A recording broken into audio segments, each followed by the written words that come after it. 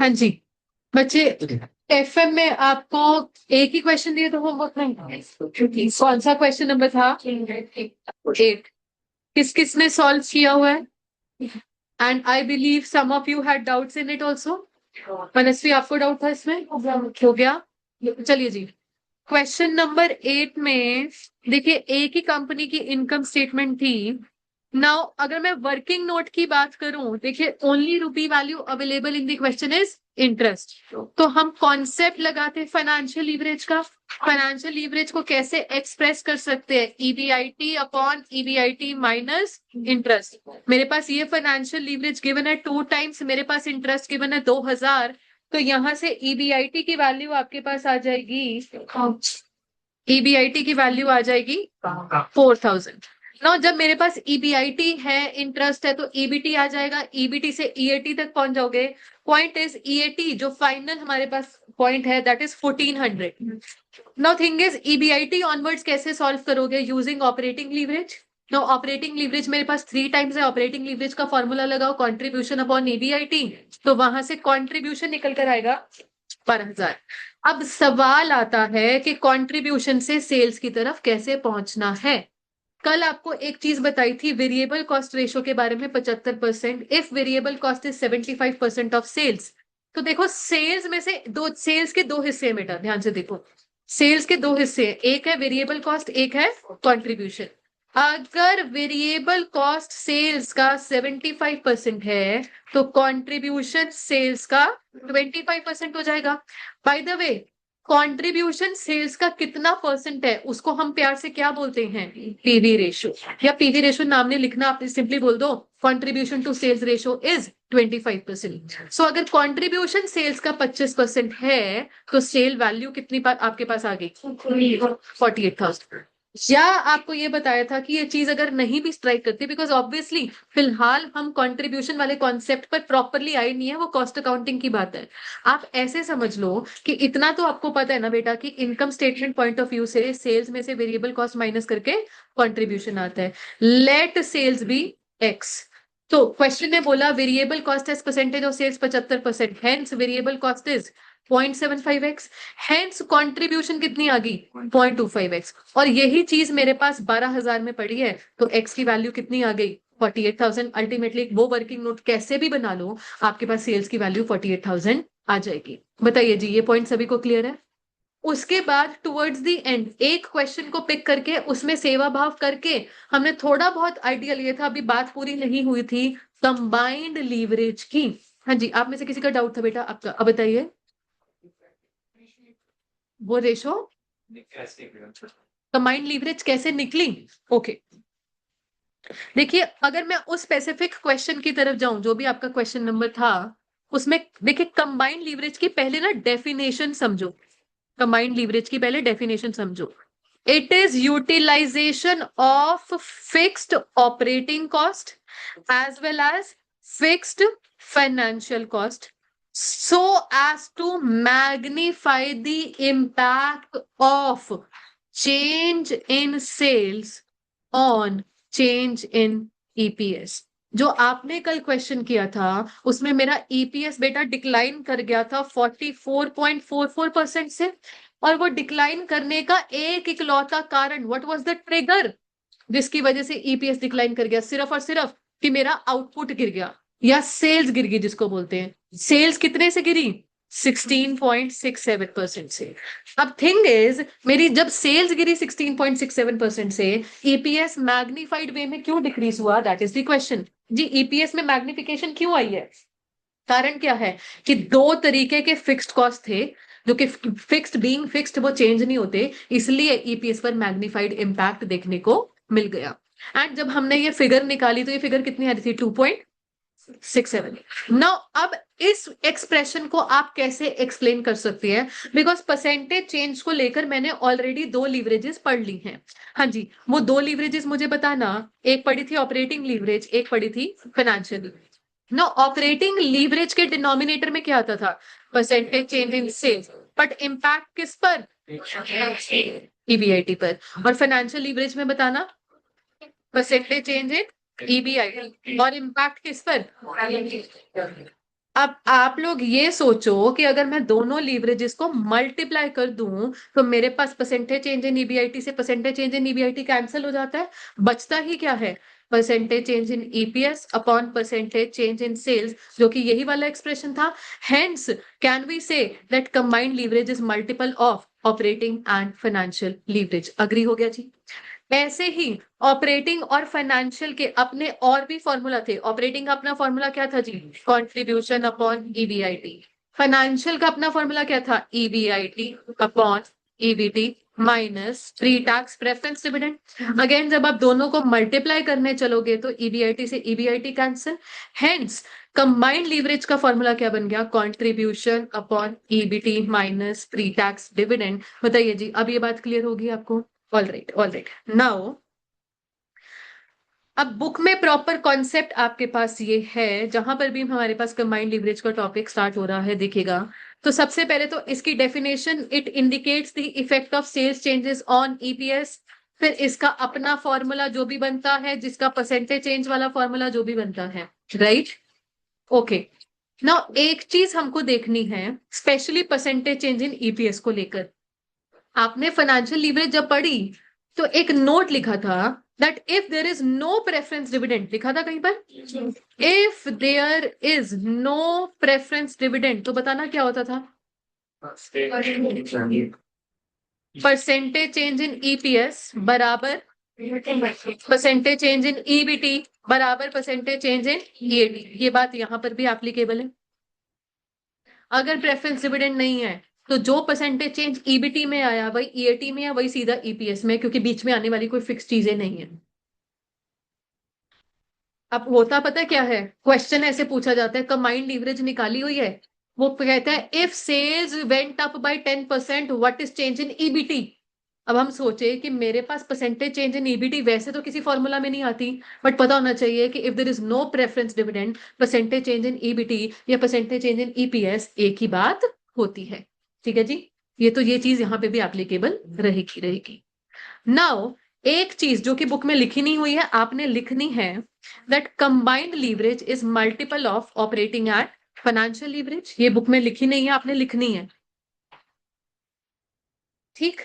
But later से अगर question सामने आया, उसने आपसे तीनों लीवरेजेस मांगी, हमने ऑपरेटिंग और फाइनेंशियल निकाल दी, अगर तो ये होती है जी कड़क फिगर, भाई कड़क फिगर आई मीन कि क्लियर कट है जी, ये ना 2.5 एग्जैक्ट आई थी, लेटर से ये मेरे पास 3 टाइम्स आई थी, तो कंबाइंड लीवरेज मेरे पास कितनी हो गई, 7.5 टाइम्स। बट अगर अपने आप में ऑपरेटिंग लीवरेज और फाइनेंशियल लीवरेज पॉइंट्स वाली फिगर है, आप ये वाला काम मत करना मल्टीप्लीकेशन वाला, आप अपना ये वाला फॉर्मूला लगा लो, कोई दिक्कत नहीं है। ठीक है, लेट अस से ये आ रही है 1.4286, ये आ रही है 2.4833, वट एवर जो भी आ रही होगी, thing is already approximated figures है। मैं भले 4 तक ले आई हूँ, 4 भी अपने आप में अप्रोक्सीमेटेड है ना, तो थिंग इज कंबाइंड लीवरेज में और एक्यूरेसी कॉम्प्रोमाइज हो जाएगा। इसलिए जो ये वाली चीज है, ये वाला काम एज अ लास्ट रिजॉर्ट वाली चीज होगी कि अगर सामने से अगर फिगर्स हमारी क्लियर कट क्रिस्प फिगर्स थी तो ये काम कर लो, वरना फॉर्मूला के हिसाब से कंबाइंड लीवरेज कैलकुलेट कर लोगे। ठीक। फिर जब ये बात आई कि combined leverage as the name suggests it's a combination of operating and financial, तो बोला गया कि डीओएल और डीएफएल, डीओएल मतलब degree of operating leverage, degree of financial leverage, अगर दोनों ही इंडिविजुअल लीवरेजेस लो हैं तो कंबाइंड भी लो होगी। अच्छा, combined leverage indicates total risk, जिसको हम ओवरऑल रिस्क या कंबाइंड रिस्क भी बोल देते हैं। तो hence overall risk will be low. जब हमने रिस्क लो लिया है या कह लो लीवरेजेस लो रखी हैं, तो मैग्निफिकेशन के फायदे तो कभी हो ही नहीं पाएंगे। This is not an ideal scenario two be इन। अच्छा सोचो, दोनों ही लीवरेजेस हाई हैं, इंडिविजुअली ऑपरेटिंग लीवरेज भी हाई है, इंडिविजुअली फाइनेंशियल भी हाई है, हमने बिजनेस रिस्क भी ले रखा है, हमने तगड़ा फाइनेंशियल रिस्क भी ले रखा है, मतलब ओवरऑल रिस्क भी हमारा वेरी वेरी हाई हो गया। Again this is also not a situation to be in favourable situation नहीं है। हाँ मैग्निफिकेशन होगी, बढ़ चढ़ कर होगी, पर डाउनवर्ड वाली साइड से भी डर जाओ थोड़ा सा कि डाउनवर्ड मैग्निफिकेशन भी तो बढ़ चढ़ के होगी। सो ना टोटल रिस्क मेरा वेरी लो हो, ना टोटल रिस्क मेरा वेरी हाई हो, हम मॉडरेट टोटल रिस्क चाहते हैं ना। मॉडरेट टोटल रिस्क के लिए दोनों में से, ऑपरेटिंग और फाइनेंशियल में से, एक लीवरेज लो रखनी पड़ेगी और दूसरी वाली हाई रखनी पड़ेगी। नाउ तो कॉम्बिनेशन क्या बने, या तो ऑपरेटिंग को हाई रख के फाइनेंशियल को लो कर दो, तब भी मॉडरेट टोटल रिस्क आएगा, या ऑपरेटिंग को लो रख के फाइनेंशियल वाला हाई कर लो, तब भी मॉडरेट टोटल रिस्क आएगा। बट सवाल आता है कि आप में इस इन दोनों कॉम्बिनेशन में से भी कौन सा बेटर है। ये बोला जाता है एफएम के कॉन्टेक्स्ट में कि हाई फाइनेंशियल लीवरेज वाला ऑप्शन बेटर है। देखो, लो ऑपरेटिंग लीवरेज का क्या मतलब होना, लो फिक्स्ड कॉस्ट का रखा जाना ना। फिक्स्ड कॉस्ट वेरिएबल कॉस्ट वाली बात जो है ना, वैसे भी कंपनी के ज्यादा कंट्रोल में होगी नहीं। कारण क्यों, जी मुझे लेटर से यहाँ पर आप लोगों को पढ़ाना है, मुझे वेरिएबल कॉस्ट क्या पड़ रही है, बुक्स, मुझे फिक्स कॉस्ट क्या पड़ रहा है, रेंट या इलेक्ट्रिसिटी, राइट। अब मैं चाह के क्या अपना वो कॉस्ट स्ट्रक्चर चेंज कर सकती हूँ कि मैं सेम सर्विसेज प्रोवाइड कर सकूं, मेरे लिए किताबें फिक्स्ड कॉस्ट हो जाए, नहीं। या मेरे लिए किराया या बिजली का जो है, एक एक बच्चे के हिसाब से मैं बिजली विभाग को जा रही हूँ, दो बच्चे बैठे थे, दो के हिसाब से बिल बना लो ना, ऐसे बोल सकते हैं।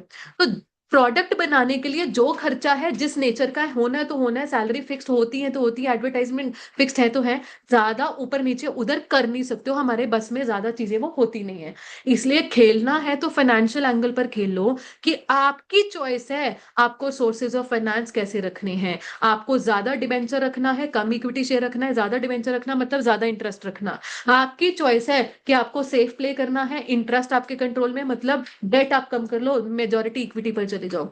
Sometimes this is something that we can play with, this is also in our control. आप इसी को लेकर मैग्निफिकेशन की बात करो कि इफ आपको लग रहा है फ्यूचर स्कोप ईबीआईटी का बहुत बढ़िया है जी, व्हाट विल यू सजेस्ट, अच्छा खासा इंटरेस्ट ले लो, ठीक है, मैग्निफिकेशन बढ़ चढ़ के ईपीएस को मिलेगी।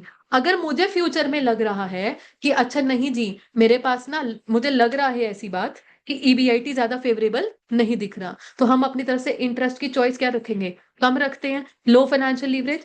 बट ये बोला गया in case of everything favourable, in case of everything favourable तब भी it is better to play with high financial leverage. Anyway operating leverage is something, उसको लेकर हाई लो रखने वाली बात वैसे ही बहुत ज्यादा कंट्रोल में नहीं होती। नहीं, मुझे चेयर बनानी है, उसके लिए मुझे लकड़ी की वेरिएबल कॉस्ट लगनी है तो लगनी है, फैक्ट्री की प्रीमाइसेस की रेंट फिक्स्ड है तो है, मैं उसमें ऊपर नीचे कितना ही खेल लूंगी, मैं लकड़ी को फिक्स थोड़ी ना बना सकती हूँ, जो खर्चे होने हैं तो होने ही हैं। सो फाइनेंशियल मैनेजमेंट सब्जेक्ट भी पढ़ रहे हैं, एक तरीके से बात भी यही है कि आपको इस चीज पर खेलना है। Ultimate objective is to maximise EPS, wealth maximisation objective पढ़ा था, उसी में कवर हो जाती है एक चीज, ईपीएस मैक्सिमाइजेशन। ईपीएस मैक्सिमाइजेशन करनी है तो कहीं ना कहीं फाइनेंशियल एंगल पर खेलो। मैं अपने सिर्फ और सिर्फ ईबीआईटी को मैक्सिमाइज करके क्या कर लूंगी जब तक इम्पैक्ट ईपीएस पर नहीं आता, ठीक है जी। तो ऑपरेटिंग लीवरेज को साइड कर दो, आप फाइनेंशियल एंगल पर खेलो, where my end result is EPS, EPS maximisation पर हमारा फोकस होना चाहिए।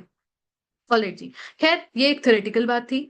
नाउ मेरे पास majority conceptual discussion from this chapter is over, 90% concept आपका डिस्कस हो चुका है। मतलब अब जो बचता है चैप्टर में वो क्वेश्चन ही क्वेश्चन है, एक आधे क्वेश्चन में एडिशनल कॉन्सेप्ट भी होंगे। तो पहले पता है क्या करना है, कुछ नहीं पता कब ये लाइटें भी बंद हो जाए, स्क्रीन भी बंद हो जाए, सबसे पहले तो मार्क कर लेना होमवर्क, ठीक है। क्योंकि देखो, बड़ा मतलब एक अच्छा बढ़िया कोइंसिडेंस ये हो गया कि कल संडे है। वैसे भी इस क्लास तक आते आते जब मैंने कंबाइंड लीवरेज भी बता दी, मुझे बढ़ चढ़ के होमवर्क देना होता है इतना, जिसके लिए बच्चों को एक दिन का टाइम चाहिए होता है। मैं क्या ना कल एक दिन का टाइम होमवर्क करके जरूर लाना। क्वेश्चन नंबर 13 बेटा जी, होमवर्क क्या चीज, 13, ज्यादा वेले हो गया, चलो। अच्छा, कल एक क्वेश्चन किया था जिसमें दो सिचुएशन में फिक्स्ड कॉस्ट दो अलग अलग थे, तो ऑपरेटिंग लीवरेज कितनी निकली थी, ऑपरेटिंग लीवरेज दो। फिर आगे दो अलग अलग जब कॉन्ट्रे जब दो अलग अलग ईबीआईटी आई तो इंटरेस्ट के कॉम्बिनेशन भी आगे दो दो थे, तो ईबीटी कितने निकले थे, 4। अब सोचो, इस ये क्वेश्चन सिमिलर क्वेश्चन है आपसे, ऑपरेटिंग लीवरेज भी मांगेगा, फाइनेंशियल भी मांगेगा, कंबाइंड भी मांगेगा। अब ये बताओ कंबाइंड कितने निकलने वाली है, 4। जब ईबीटी 4 है, आप एक बार कंबाइंड लीवरेज के फॉर्मूला पर जाओगे, कंट्रीब्यूशन अपॉन ईबीटी अप्लाई हो रहा है, कंट्रीब्यूशन तो कॉमन थी, ईबीटी 4 4 है, इसलिए कंबाइंड भी निकलेंगी 4। रिमेंबर कल तोड़ तोड़ के इनकम स्टेटमेंट बनाई थी, पहले सेल से लेकर गए थे ईबीआईटी तक, फिर ईबीआईटी से लेकर ईबीटी तक, तो ऐसे ही तोड़ तोड़ के बनानी है, वह बन जाएगी आपसे, या क्वेश्चन आपके होमवर्क में है जी, ठीक है। अच्छा, और वैसे तो बहुत सारा होमवर्क है। ओके, एक क्वेश्चन नंबर 20 जो अभी क्लियर कट मैं देख सकती हूँ कि होमवर्क में जा रहा है। हाँ जी, इसमें ना एक बार ध्यान से सुनना। एनुअल सेल्स तो दे दी, कह रहे हैं sales to variable cost ratio is 150%। कल आपने जो होमवर्क में क्वेश्चन किया उसमें क्या था, वेरिएबल कॉस्ट सेल्स का 75% है। अब क्या बोल रहे हैं, सेल्स वेरिएबल कॉस्ट का 150% है। तो अगर यहां पर सेल्स गिवन है 60 लाख और ये वेरिएबल कॉस्ट का 150% है, तो आपके पास वेरिएबल कॉस्ट आ जाएगी 40 लाख। ठीक है, ये थोड़ा सा देख लेना। मांगी तीनों लीवरेजेस हैं, होमवर्क में चला गया। उसके बाद अभी ये नहीं, ये नहीं, ये नहीं, नहीं, नहीं, नहीं। क्वेश्चन नंबर 25 बेटा जी, होमवर्क क्वेश्चन नंबर 25। देखना जरा इंफॉर्मेशन क्या है। परसेंटेज चेंज इन रेवेन्यू जिसको हम परसेंटेज चेंज इन सेल्स भी बोलते हैं, परसेंटेज चेंज इन ऑपरेटिंग इनकम जिसको हम ईबीआईटी बोलते हैं, और परसेंटेज चेंज इन ईपीएस। मांगा क्या है, ऑपरेटिंग लीवरेज और कंबाइंड। कंबाइंड लीवरेज का फॉर्मूला क्या है, percentage change in EPS upon percentage change in sales. कर लोगे ये भी, ठीक है। अच्छा जी, उसके बाद क्वेश्चन नंबर 28। क्वेश्चन नंबर 28 में कुछ मिसिंग फिगर है। बेशक ये वाली चीज के लिए जगह छोड़ देना 3-4 लाइनों के लिए, जो लास्ट रिक्वायरमेंट है, identify which company is better, इसके लिए जगह छोड़ देना। बट बाकी कैलकुलेशंस तो आप कर ही सकते हो। इनकम स्टेटमेंट बनानी है, इनकम स्टेटमेंट ही बनानी। अरे नहीं नहीं, होमवर्क तो सुनेंगे हम। सुनो, question number 30 also, question number 30।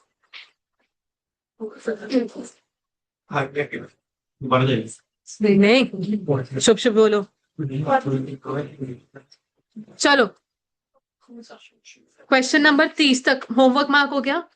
चलो अभी एक सेकेंड दीजिएगा, मैं फिगर आउट कर लूं स्क्रीन। हाँ जी, ज्यादा टाइम वेस्ट ना करते हुए बेटा क्वेश्चन नंबर 15 पर आना। क्वेश्चन नंबर 15 अभी करना है क्लास में। लिखो लेक्चर नंबर 4, छोटू लेक्चर, लेक्चर नंबर 4। फटाफट से क्वेश्चन नंबर 15 पढ़ो, क्वेश्चन नंबर 15 पढ़ो।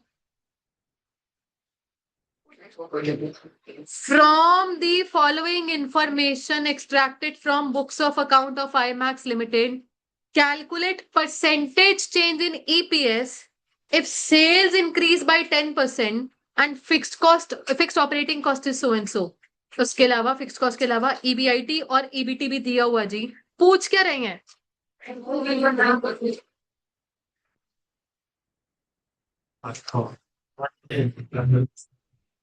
हाँ जी। क्वेश्चन नंबर 15 अपने लेवल पर एक बारी वैसे सॉल्व करके देखो।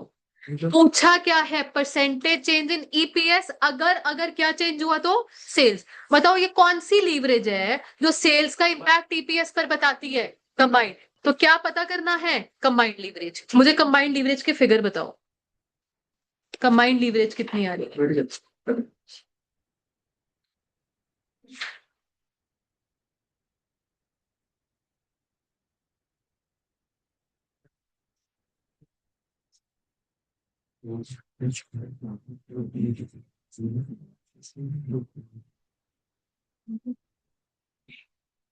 आपके पास ईबीआईटी है, फिक्स्ड कॉस्ट है और ईबीटी है।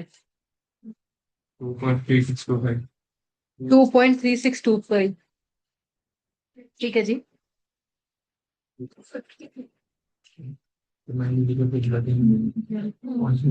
हाँ जी, कंबाइंड लीवरेज का वैसे फॉर्मूला क्या बन जाएगा बेटा, कंट्रीब्यूशन अपॉन ईबीटी। अब ईबीटी तो मेरे पास गिवन ही है क्वेश्चन में। कंट्रीब्यूशन क्या बोल सकते हो, ध्यान से सुनो कंट्रीब्यूशन को लेकर, ईबीआईटी प्लस फिक्स्ड कॉस्ट। एक बार आप इनकम स्टेटमेंट ही बना लो। इनकम स्टेटमेंट सेल्स से तो नहीं शुरू कर पाओगे, कंट्रीब्यूशन से इनकम स्टेटमेंट शुरू कर लो। कंट्रीब्यूशन तो चाहिए, contribution minus fixed cost EBIT. आपके पास ईबीआईटी है, फिक्स्ड कॉस्ट है, कंट्रीब्यूशन आ जाएगी। क्या वाला विषय नहीं आ रहा, दोबारा से बोलूं, इनकम स्टेटमेंट बनाओ, कंट्रीब्यूशन से शुरू करो। Contribution minus fixed cost will give me EBIT. अब लविशा देखो, ईबीआईटी गिवन है, फिक्स्ड कॉस्ट गिवन है, कंट्रीब्यूशन आ जाएगी बेटा। बताए ना कंट्रीब्यूशन कितनी आ रही है,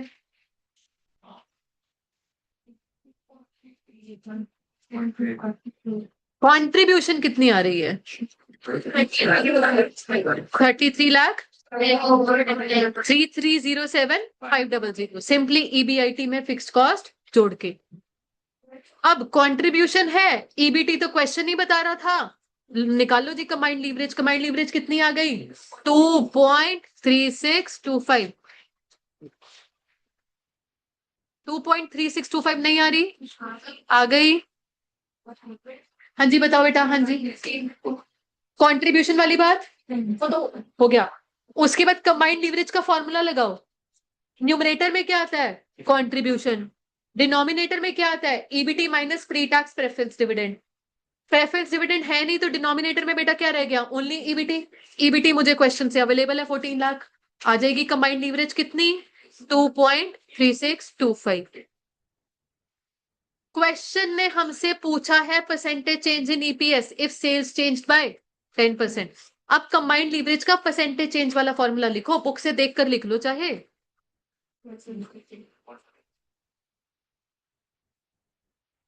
कंबाइंड लीवरेज आ गया 2.3625 आदित्य। अब कंबाइंड लीवरेज का एक परसेंटेज चेंज वाला फॉर्मूला पहले लिखो। हाँ जी ठीक है। Percentage change in EPS divided by percentage change in sales. ठीक है। नहीं, से परसेंटेज चेंज इन सेल्स तो क्वेश्चन ने बताया है, पढ़ो। 10% है। Sales increase by 10%, hence EPS increase by 23.625%। अब बताओ जी, किसको अभी भी डाउट चल रहा है? मैं आके डेस्क पे बता दूंगी, चिंता वाली कोई बात नहीं है। बताओ जी। हाँ जी, पीछे एट दी लास्ट तीनों बच्चियां। हो गया जी। आपका इधर पूरी रो बताओ, कोई दिक्कत? हो गया बेटा? हो गया, हो गया। इधर हो गया। हाँ जी, कितना रह गया? ओके। सिमिलर क्वेश्चन आपको मिलेगा अगला वाला 16th होमवर्क में, मार्क कर लो। और अब आखिरी 17th क्वेश्चन करके बता दो बस।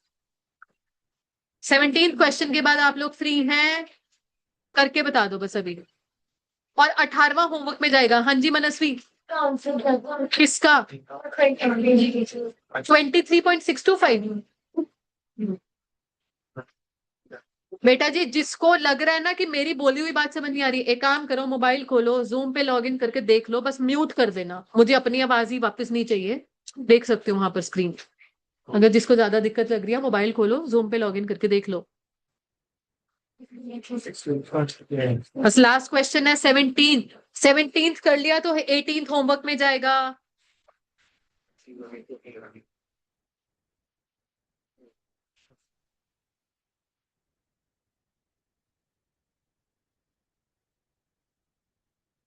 हाँ जी, इंफॉर्मेशन क्या क्या है 17th में? यूनिट्स है, कंट्रीब्यूशन पर यूनिट है। तो मुझे बताओ टोटल कंट्रीब्यूशन आ जाएगा बच्चे?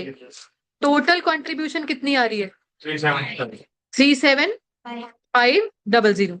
अच्छा, ऑपरेटिंग लीवरेज दे दी, कंबाइंड लीवरेज दे दी, टैक्स रेट दे दिया, पूछा क्या है? ईएटी। ईएटी। मैं आपको एक चीज हिंट दूं, ईबीटी निकाल लोगे तो वहां से टैक्स माइनस करोगे तो ईएटी तो आ ही जाएगा। ईबीटी तक तो पहुंचना है, बताओ कैसे पहुंच रहे हो? देखो, दो रास्ते हैं, सभी बच्चे ध्यान से सुनो। शॉर्टकट पता क्या है? कंबाइंड लीवरेज डायरेक्टली लगा दो। कंबाइंड लीवरेज का फॉर्मूला बताना। Contribution upon EBT, simplified formula है। मेरे पास कंबाइंड लीवरेज कितनी गिवन है? 24। कंट्रीब्यूशन कितनी है? 37,500। ईबीटी डायरेक्टली आ गया। ईबीटी आ गया 15,625। कहने का मतलब, मैंने ऑपरेटिंग लीवरेज का इस्तेमाल तक नहीं किया। बिना उसके इस्तेमाल के, बिना ऑपरेटिंग लीवरेज यूज किए, सिर्फ और सिर्फ कंबाइंड लीवरेज का कॉन्सेप्ट लगाया। मुझे तो मतलब ईबीटी से था, मुझे मतलब थोड़ी ना मैं इनकम स्टेटमेंट कंप्लीट करती फिरूं। हाँ जी, कंट्रीब्यूशन के बाद फिक्स्ड ऑपरेटिंग कॉस्ट कितना है, इंटरेस्ट कितना है, सीधा ईबीटी तक पहुंच जाओ। अब ईबीटी में से टैक्स माइनस कर दो 30%। 10,937.5। हाँ जी, सभी बच्चों को ये शॉर्टकट समझ में आया? कंबाइंड लीवरेज का डायरेक्टली फॉर्मूला लगा दिया, कंट्रीब्यूशन अपॉन ईबीटी, उससे ईबीटी इन वन गो आ गया जी। आपको ऑपरेटिंग लीवरेज के पीछे पड़ने की जरूरत नहीं है, आपको इनकम स्टेटमेंट बनाने की जरूरत नहीं है। हाँ जी, कंबाइंड लीवरेज का फॉर्मूला, पहले तो टोटल कंट्रीब्यूशन निकालियो या 37,500 लिखो पहले। कंट्रीब्यूशन पर यूनिट कितनी है? 150। यूनिट्स कितने चल रहे हैं? 2500। पहले तो टोटल कंट्रीब्यूशन लिखो। लिख लिया? फिर कंबाइंड लीवरेज का फॉर्मूला लिखो, जो बुक में है, बुक से देखकर लिखो, कोई बात नहीं। कंबाइंड लीवरेज का फॉर्मूला लिखो।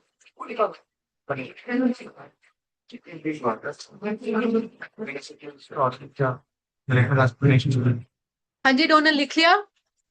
अब कंबाइंड लीवरेज कितनी अवेलेबल है क्वेश्चन में? 24 देखो। ठीक है जी। कंट्रीब्यूशन आपने निकाल ली 37,500। ईबीटी आ जाएगा।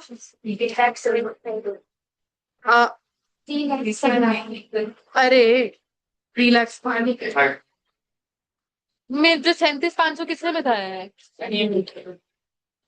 3,75,000। भावनाओं को समझो यार। हाँ जी, ईबीटी कितना आ रहा है? 15,625। ये कंफर्म करो, ईबीटी आ गया। ईबीटी में से टैक्स माइनस करना तो ईएटी आ गया बस। 10,937.5 या 10,938। सिमिलर पेज पर क्वेश्चन नंबर 18 है, होमवर्क में ले जाओ। जिसको अब क्वेश्चन नंबर 17 और इससे पहले जो बोला था क्वेश्चन नंबर 15 में डाउट लग रहा है, मेरे पास आके सॉल्व करवा लो। ठीक है, हमने ऐसा नहीं है कि ओ छुट्टी होगी भागो। जिसको समझ में आ गया है दे कैन लीव, बाकी जिसका अभी भी डाउट्स है रुक जाना।